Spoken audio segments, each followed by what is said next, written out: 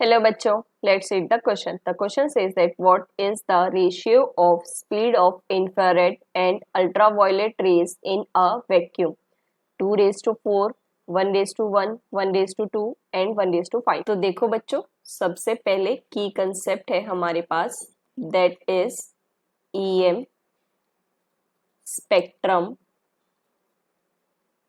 EM waves and its properties. ठीक है बच्चों। सो अब देखो बच्चों, अगर हम बात करें ईएम वेव्स की, so these waves are created by varying electric and magnetic field which in turn produce, क्या प्रोड्यूस करते हैं? Accelerated charges. ठीक है बच्चों, और वही हमारे पास फर्दर क्या प्रोड्यूस करती है? EM waves.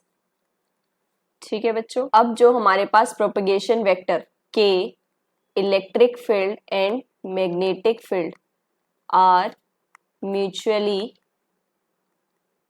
परपेंडिकुलर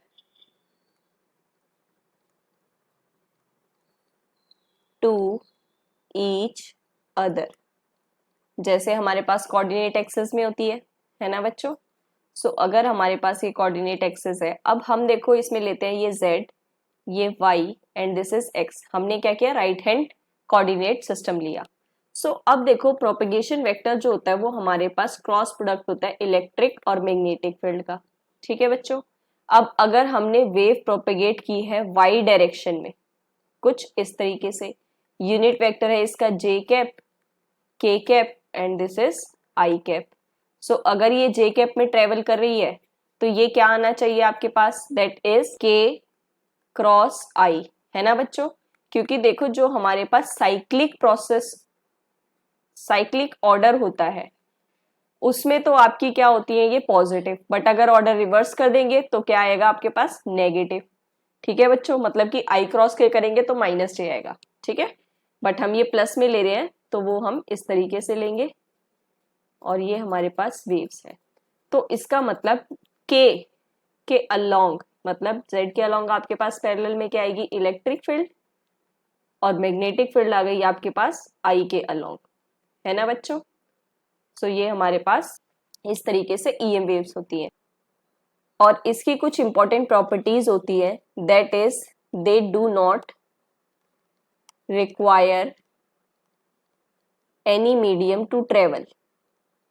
ठीक है बच्चों, इसका मतलब क्या है कि ये एम्प्टी स्पेसेस में भी आपकी क्या है? ट्रेवल कर सकती हैं, जिसे हम बोलते हैं वैक्यूम। ठीक है बच्चों, और कितनी स्पीड से ट्रेवल करती है? दैट इज 3 × 10⁸ मीटर पर सेकेंड।